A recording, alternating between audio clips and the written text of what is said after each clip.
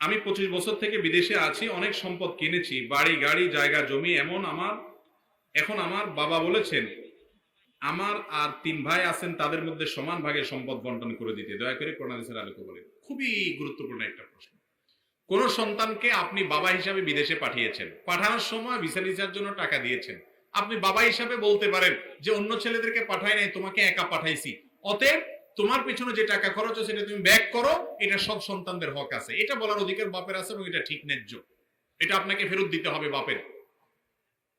আর এর বাইরে যদি আপনি বলেন যেহেতু তোমার আমি বিদেশ পাঠাইছি জমি বেচে, অতএব তোমার সারা জীবনে যা কামাই করবার সবগুলো আমার, আমি সব সন্তানদের ভাগ করে দিব, এই অধিকার কিন্তু বাপের নাই। এই ভুলটা আমাদের বেশিরভাগ বাপেরা করেন কি করেন না। একজন ছেলে কামাই করছে, তার সম্পদ তার, যেটা আপনি তার কাছ থেকে পাবেন সেটা আদায় করেন।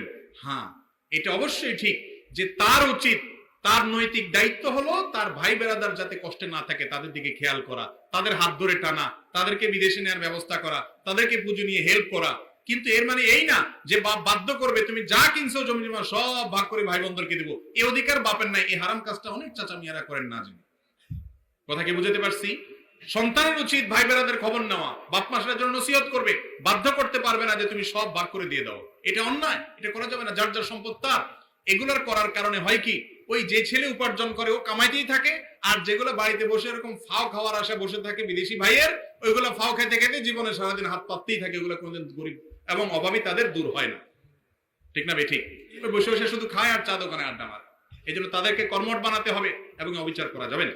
সাধারণত ব্যাংক থেকে ঋণ নিয়ে বাড়ি কেনা হারাম, তবে অনেকে বলে ইউরোপের প্রেক্ষাপটে জায়েজ। ইউরোপের জন্য আলাদা কোনো শরীয়ত বা মাসালা আসে নাই, মাসালা একই ভাই।